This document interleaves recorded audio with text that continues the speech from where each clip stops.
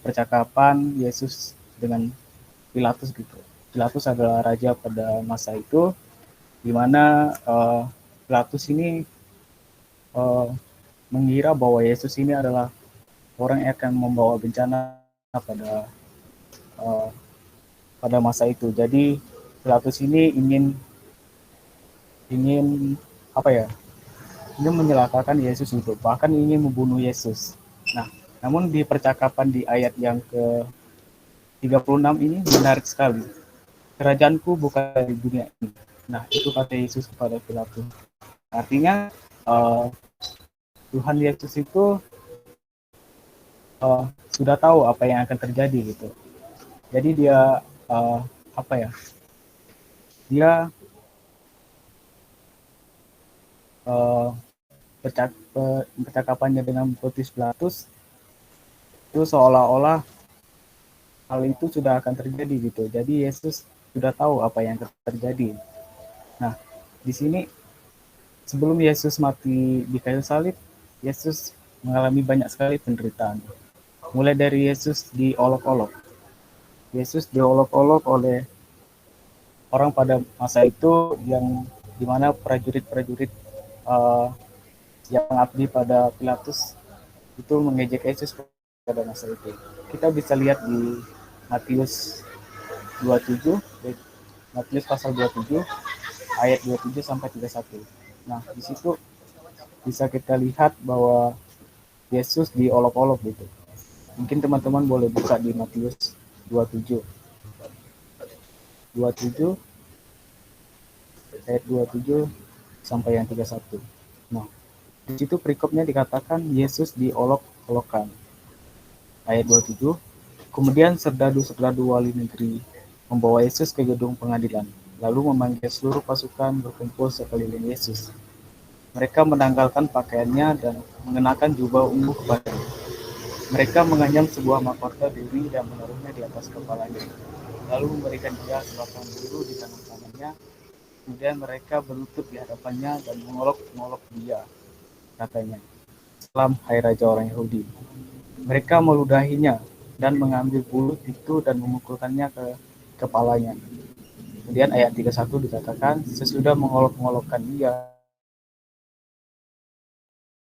pula pakaiannya kepadanya. Kemudian mereka membawa dia keluar untuk disalibkan. Nah, sebelum Yesus disalibkan, Yesus itu diperlakukan dengan sangat keji gitu oleh para prajurit-prajurit pada masa itu.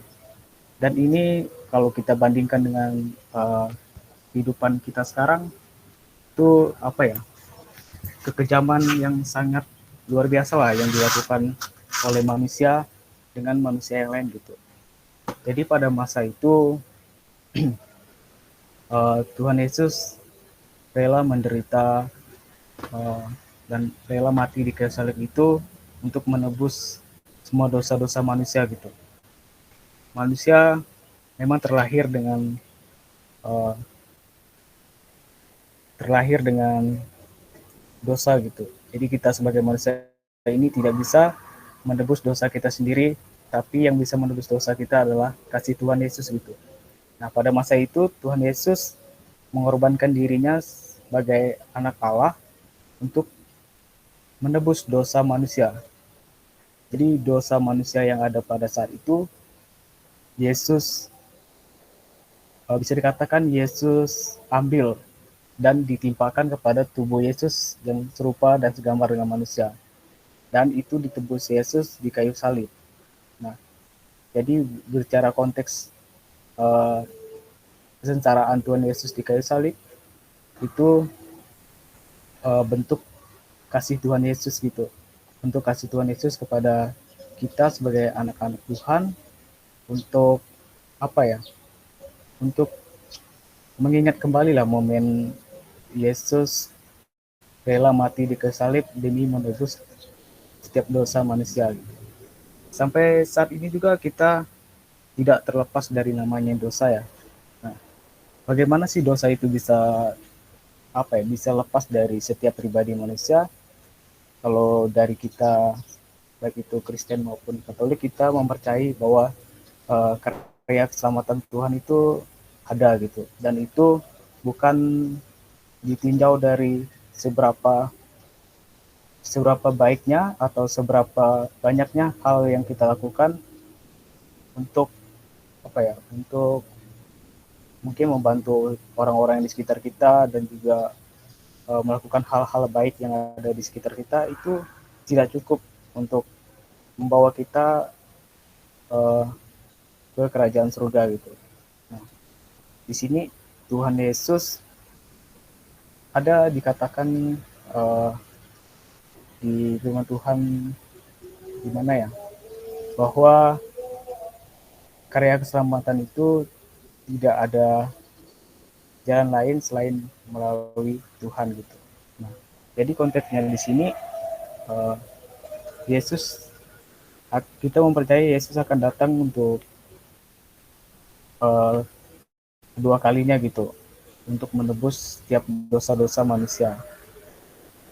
Dan di sini kita diingatkan melalui momen sengsara sebelum merayakan Paskah. Paskah adalah kebangkitan Tuhan Yesus gitu.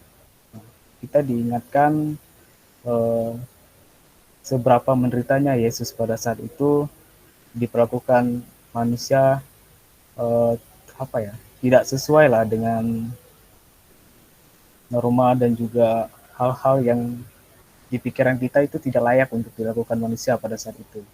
Tetapi pada saat itu manusia dengan kedengkian, dengan kekuasaannya, dia memperlakukan Yesus seolah-olah bukan manusia gitu, dan disalibkan dengan uh, tidak wajar gitu. Tangannya dipaku, kakinya dipaku, kepalanya diberi mahkota duri, dan itu bukan sesuatu hal yang tidak sakit gitu kita rasakan kalau kita bayangkan sebagai manusia. Tetapi Tuhan Yesus pada saat itu, ketika kita, mungkin teman-teman udah pernah melihat film Tuhan Yesus yang disalibkan ya. Nah, di situ mungkin digambarkan bahwa uh, Tuhan Yesus sebegitu menderitanya gitu di kayu salib. Tetapi Tuhan Yesus tidak menunjukkan bahwa itu semua adalah murni kesalahan manusia, melainkan dia mau mengasihi manusia dan menyelamatkan manusia agar bisa terlepas dari belenggu dosa melalui kayu salib. Nah, Yesus berkata pada saat dia disalibkan, "Allahku, Allahku, kenapa engkau meninggalkan aku?" Kata Yesus kepada Allah Bapa. Nah, Yesus berkata kepada Allah Bapa yang di sorga, mengatakan bahwa uh, ketika dia di kayu salib, kenapa Allah tidak menyelamatkan dia? Tapi pada dasarnya karya Allah dan juga Yesus Kristus ini adalah sebenarnya sudah tergenapi dalam Alkitab. Ini untuk menggenapi kebenaran firman Tuhan di Alkitab, agar manusia itu sebagai apa ya, sebagai manusia yang penuh dosa, mereka akan sadar bahwa ketika Tuhan Yesus mengorbankan dirinya di kayu salib, dosa manusia itu akan ditebus. Tetapi dengan catatan, manusia yang ditebus dosanya itu adalah manusia yang uh, ketika dia mau mengasihi Tuhan Yesus. Ketika dia mau mengasihi Tuhan Yesus, tentu Tuhan Yesus uh, mempunyai kasih. Kenapa Tuhan Yesus disalibkan? Karena dia mempunyai kasih, kasih yang berasal dari Allah untuk mengasihi kita sebagai anak-anak manusia gitu. Nah, kemudian kita masuk ke konteks Yesus mati. Beberapa saat setelah Yesus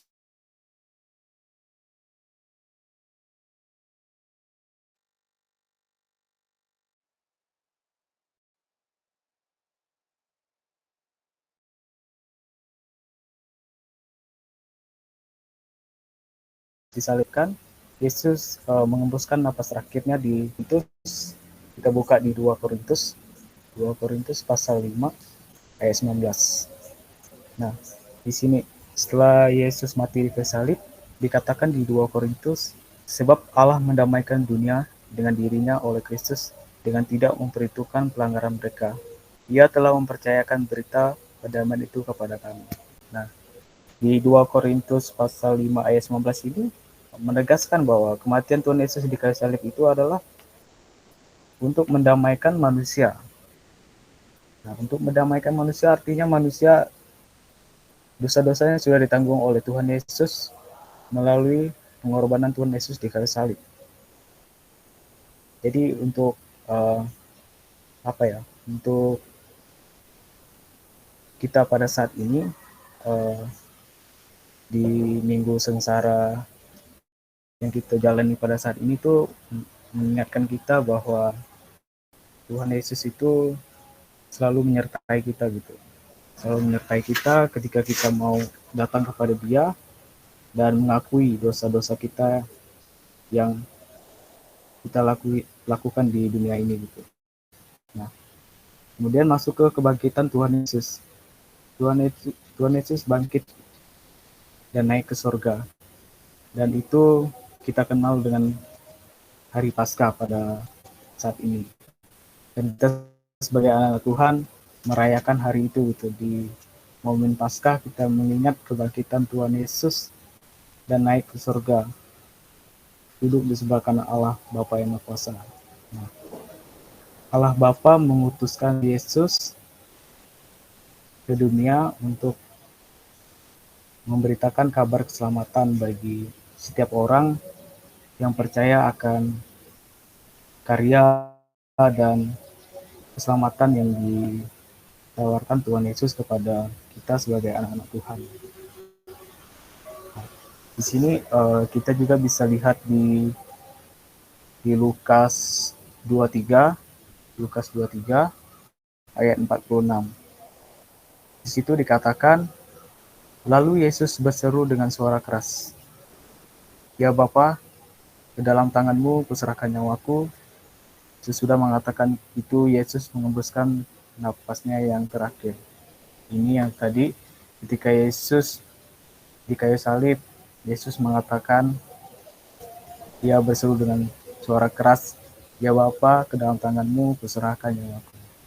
Dia menyerahkan tangannya kepada Allah Bapa yang di surga dan menebus dosa manusia melalui pengorbanan Yesus Kristus di kayu salib.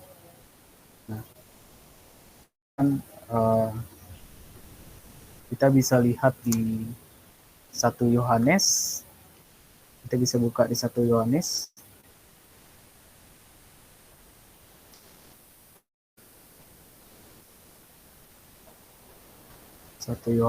pasal 5 ayat 13. Nah, 1 Yohanes pasal 5 ayat 13 dikatakan, semuanya itu kutuliskan kepada kamu supaya kamu percaya kepada nama Anak Allah, tahu bahwa kamu memiliki hidup yang kekal. Nah, di 1 Yohanes ini kita diingatkan bahwa Tuhan sudah menuliskan karya keselamatan itu melalui Tuhan Yesus, dan Allah mengutus anak yang tunggal yaitu Yesus Kristus ke dunia untuk mengabarkan kebenaran firman Tuhan dan membawa kita sebagai anak Tuhan itu menuju ke hidup yang kekal gitu bersama Bapa di surga. Itu adalah bentuk karya keselamatan yang dijanjikan Tuhan Yesus kepada kita sebagai anak-anaknya. Kemudian terakhir itu bisa kita lihat di Yohanes 14. Itu kita bisa buka di Yohanes 14. Yohanes 14 ayat 6. Di Yohanes 14 ayat 6 itu Yesus berkata, "Akulah jalan kebenaran dan hidup. Tidak ada seorang pun yang datang kepada Bapa kalau tidak melalui aku." Ini adalah kitab terakhir yang bisa kita jadikan acuan di momen kita masa-masa kita untuk mengingat kesengsaraan Tuhan Yesus di kayu salib dan kita merayakan kebangkitan Tuhan Yesus di hari Paskah nantinya gitu. Jadi mungkin sekian untuk sharing singkat dari saya. Mungkin banyak kata dan kekurangan yang saya sampaikan, dan saya juga baru belajar juga tentang kebenaran firman Tuhan. Kita sama-sama belajar. Kalau kita tidak belajar, kita arti dan kebenaran dari firman Tuhan. Mungkin sekian yang bisa saya sampaikan. Jika ada pertanyaan, saya kembalikan ke moderator. Baik, terima kasih Bang atas materi yang disampaikan kepada kami semua tentang bagaimana kesengsaraan Yesus Kristus di kayu salib. Nah, kegiatan selanjutnya yaitu sesi diskusi. Bagi teman-teman yang ingin bertanya, saya persilahkan.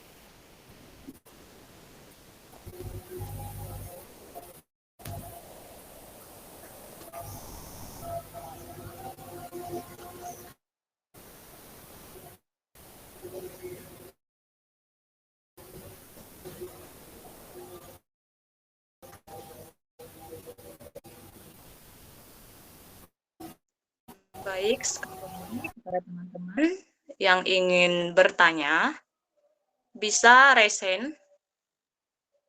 Untuk waktunya saya persilahkan.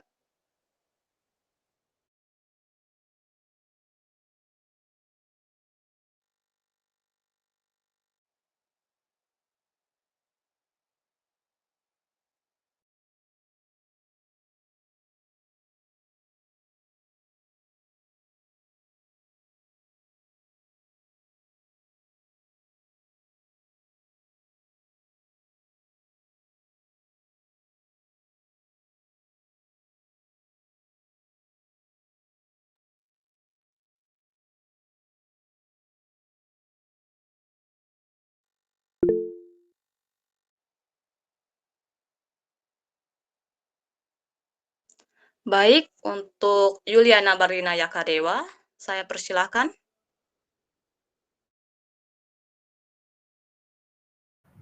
Baik, selamat sore semuanya. Sebelumnya perkenalkan, nama saya Yuliana Barina Yakadewa, mahasiswi Pendidikan Sejarah Angkatan 2022. Saya izin bertanya kepada Bang Deraman Rabing. Selamat sore Bang, Shalom. Saya izin bertanya Bang. Pertanyaan saya, kenapa Tuhan Yesus masih mau menyelamatkan manusia, padahal pada hakikatnya manusia itu kan berdosa, jadi pasti terus-menerus berbuat dosa. Itu Bang, sekian pertanyaan dari saya. Terima kasih, Shalom.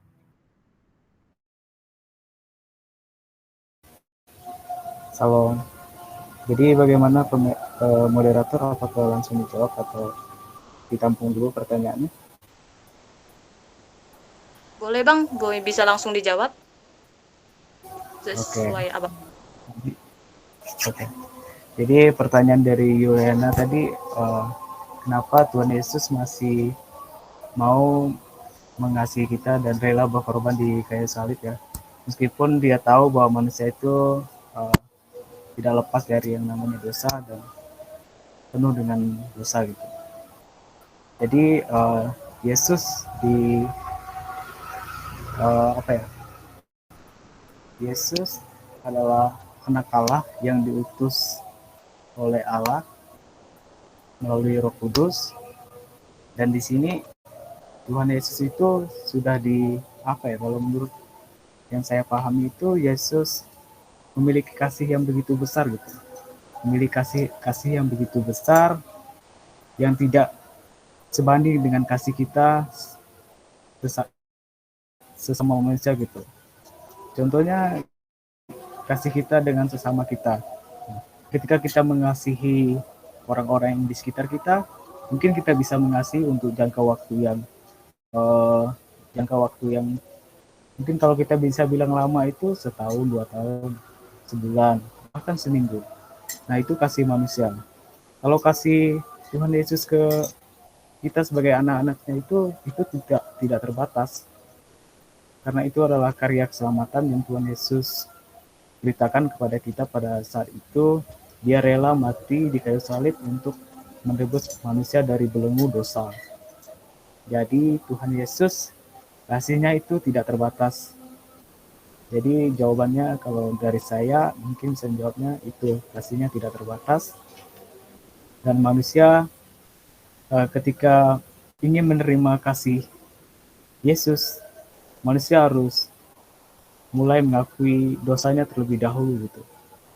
Ketika manusia udah mau mengakui dosanya dan berdoa kepada Tuhan, mohon pengampunan dan mau bertobat, maka dengan kasih Tuhan kita akan diselamatkan dan juga dibebaskan dari dosa gitu. Kalau kita berkaca dan belajar dari firman Tuhan di Alkitab.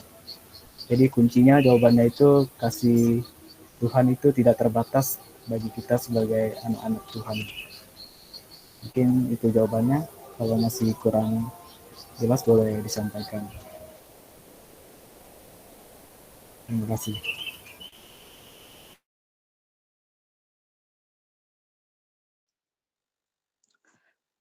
Baik Bang, terima kasih jawabannya. Nah, untuk bagi teman-teman yang masih ingin bertanya, saya persilahkan. Baik, untuk Kak Anggela Windy, saya persilahkan. Baik, terima kasih kepada moderator. Di sini saya ingin bertanya kepada Bang Draman. Nah, kalau di dalam Alkitab itu kan ada diceritakan tentang ketika Yesus dibawa ke Bukit Golgota untuk disalibkan tuh banyak sekali orang yang datang untuk melihat Yesus. Apakah benar atau tidak ia adalah Dia yang dimaksud? Nah, menurut Abang nih, ketika rakyat yang melihat Yesus disalibkan dan juga wafat itu tuh kira-kira apakah mereka merasa bersalah atau malah tidak mengakui bahwa Yesus itu adalah anak Tuhan yang dimaksud? Mungkin itu saja.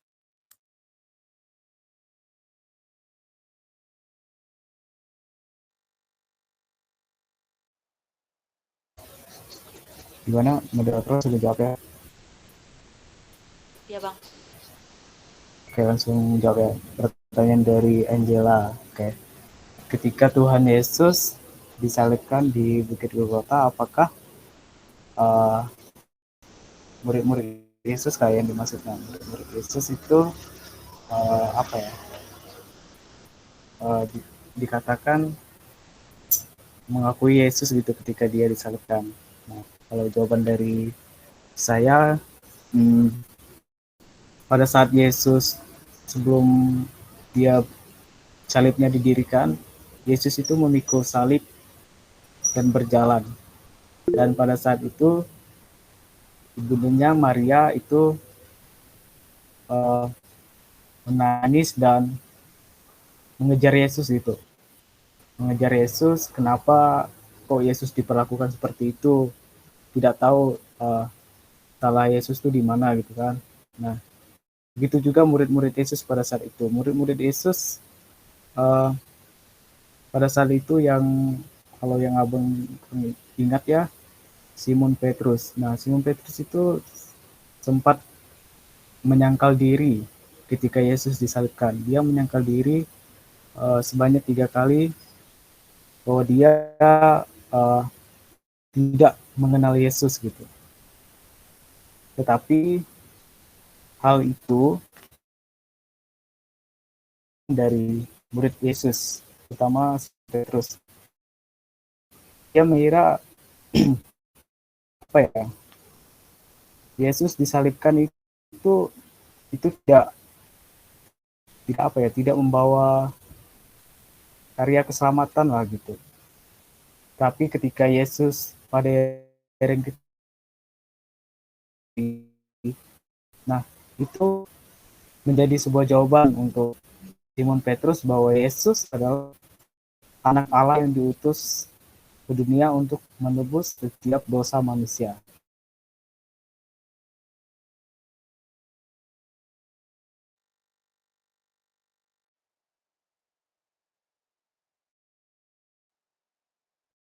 Muridnya Yesus gitu yang menyangkal diri sebanyak 3 kali.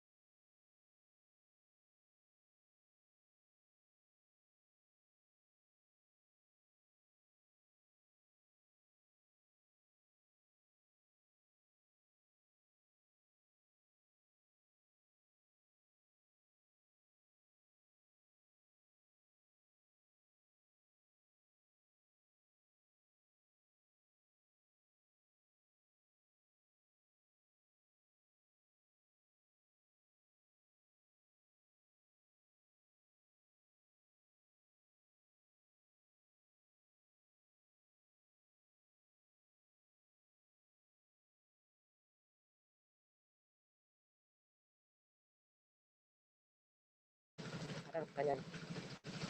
Eh, Salam, apakah suara saya terdengar?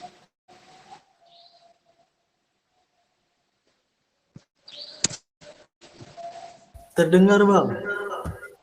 Kedengeran ya?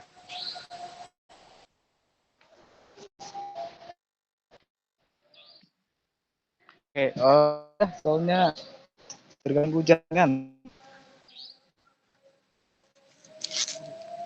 Tadi pertanyaan dari siapa? Dari Gela ya, udah dijawab belum? Kedengeran nggak tadi? Terdengar Bang tadi. Bisa dipahami. Udah ya, Iya, aman ya. ya untuk Oke. Untuk moderator gimana? Masih ada sesi pertanyaan? Maaf ya, sekali lagi terganggu jaringan. Iya, Bang. Masih ada satu, Bang. Pertanyaan boleh nggak, Bang? Mungkin boleh satu pertanyaan lagi dari teman-teman. Baik, kepada Hartono, saya persilakan.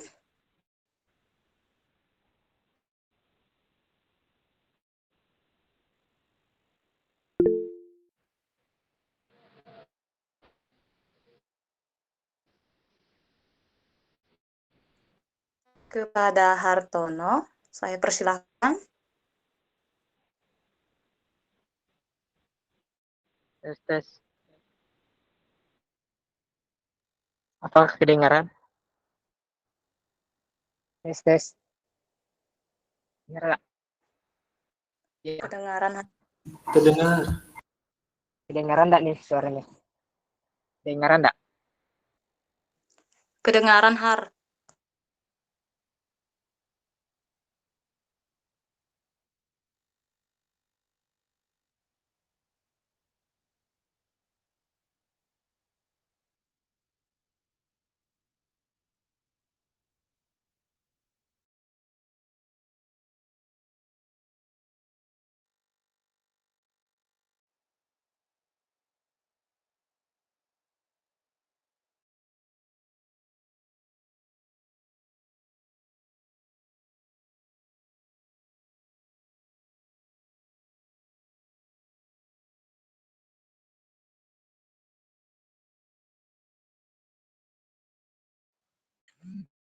Tes tes. Apakah kedengaran suara saya?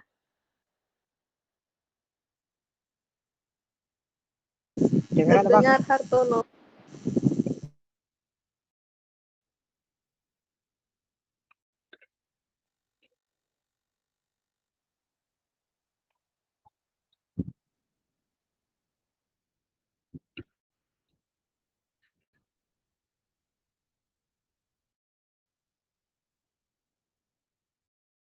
Tes tes. Apakah kedengaran? Terdengar.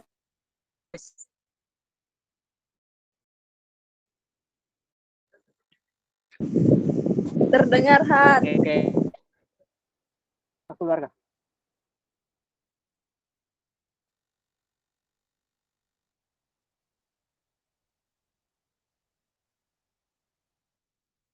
Baik, terima kasih untuk waktunya. Saya izin bertanya uh, tentang kesengsaraan Yesus Kristus ya. Tadi kan telah disinggung bahwa kesengsaraan Yesus Kristus itu kan mati di kayu salib. Pertanyaan saya itu kan sebelum dia naik ke surga dia mati dulu kan. Pertanyaan saya, apa sih yang dilakukan murid-murid Yesus ketika Yesus disalibkan? Saja sih. Terima kasih.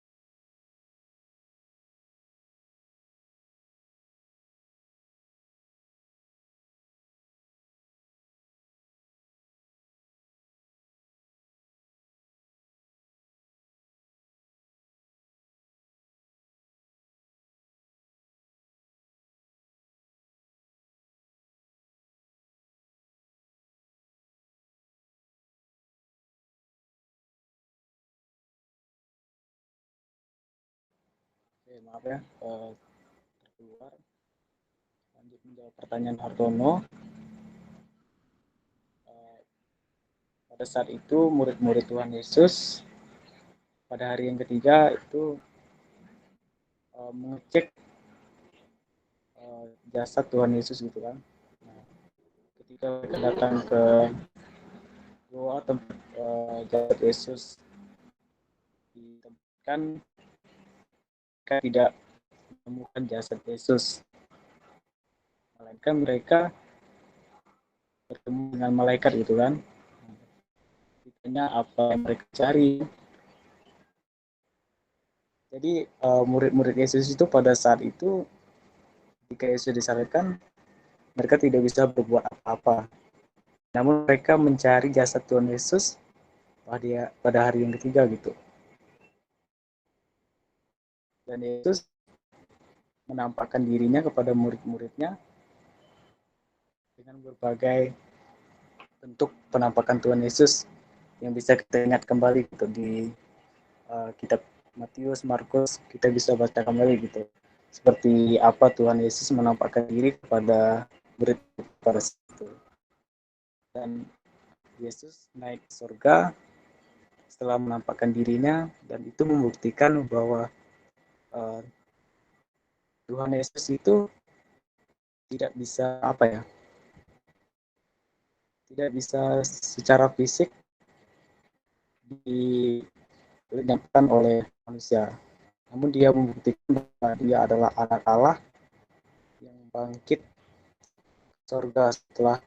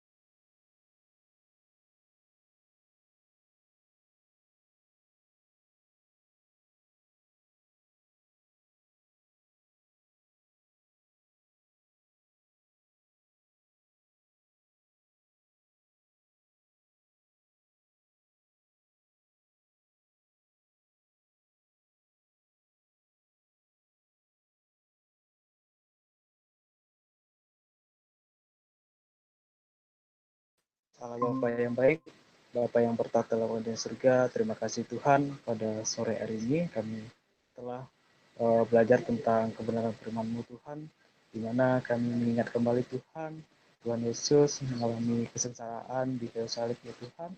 Kami diingatkan kembali, kami disadarkan Tuhan bahwa betapa menderitanya Engkau pada saat itu Tuhan. Namun kami percaya dan yakin Tuhan dengan karya dan keselamatan dari Tuhan itu akan selalu menjadi dilema dalam kehidupan kami untuk kami kenang dengan Tuhan bahwa karya Tuhan itu nyata dalam kehidupan kami Tuhan. Dan kami juga berdoa Tuhan buat teman-teman kami yang ada di sini, khususnya teman-teman Insera ya Tuhan. Kami berdoa agar setiap firman Tuhan yang ada baik pada hari ini maupun ke depannya Tuhan itu boleh menjadi bekal dan pengalaman bagi teman-teman kami yang ada di Insera. Dan Tuhan, sebentar lagi kami akan mengakhiri kegiatan kajian kami pada sore hari ini. Dan kami berdoa Tuhan untuk waktu kami setelah ini, kami serahkan sepenuhnya dalam kasih penaungan-Mu Tuhan untuk menyertai setiap langkah kami Tuhan. Hanya di dalam nama Tuhan Yesus kami sudah berdoa dan mengucap syukur. Haleluya. Amin. Baiklah, untuk kegiatan kita selanjutnya yaitu penyerahan plakat secara simbolis kepada Ketua Umum Himsera, kepada Bang Akib Al-Ghifari, saya persilakan.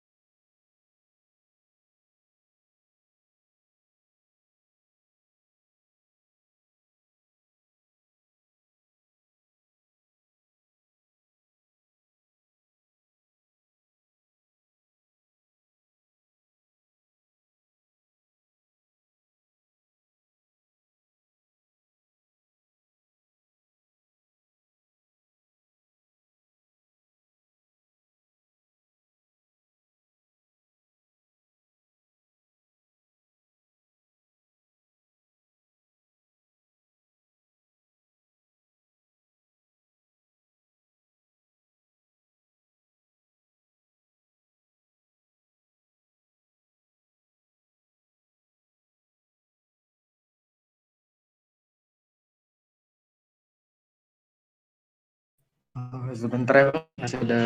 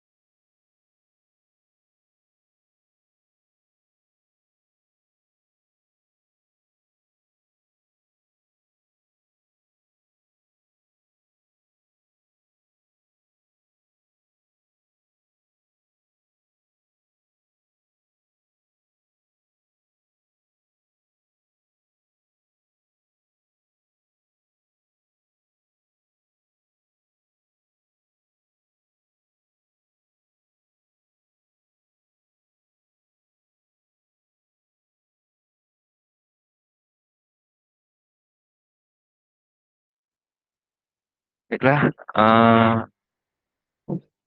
di sini saya ingin menyerahkan sertifikat sebagai tanda ucapan terima kasih kami kepada Bang Deraman karena telah bersedia menjadi pemateri di kajian keagamaan kami. Terima kasih banyak karena telah membantu Himsera dalam melaksanakan program kerjanya. Semoga hubungan baik antara kami Himsera dan juga Bang Deraman terus terjalin sampai kapanpun. Mohon diterima ya Bang, ini secara simbolis saja via Meet. Insya nanti kemungkinan akan kami serahkan secara langsung untuk fisik dari bank. Nanti kita atur lagi jadwal pertemuan ya. Kami serahkan secara langsung plakat. Akan kita Bang untuk penyerahan plakat. Terima kasih ya Bang. siap. Terima kasih kembali untuk bicara.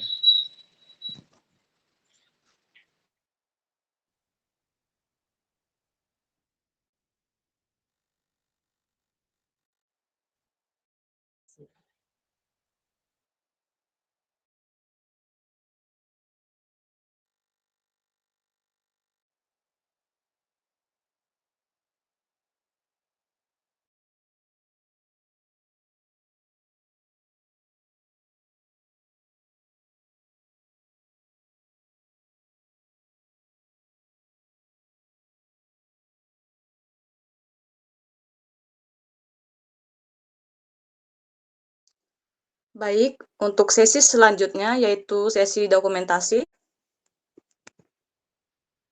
Untuk teman-teman semua bisa on cam. Kepada kakak abang, teman-teman sekalian bisa on cam. On cam.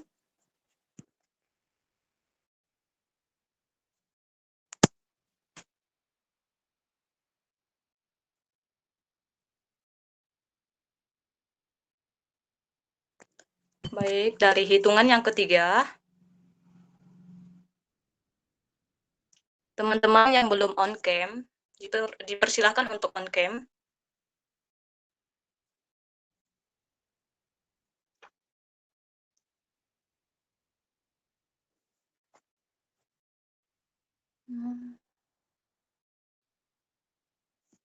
Oke. Dari hitungan yang ketiga, 1, 2, 3.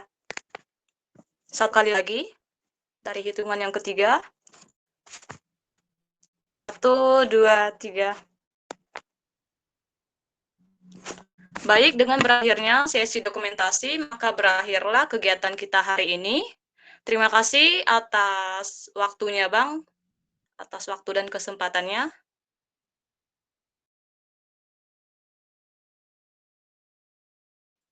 Baik, mungkin sekian.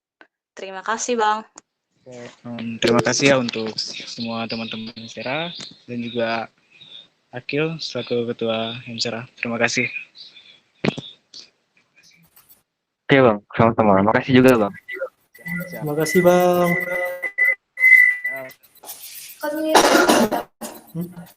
Terima kasih. Bang.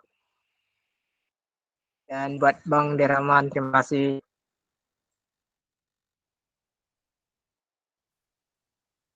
Oke Har, aman. Oke, izin keluar ya semua.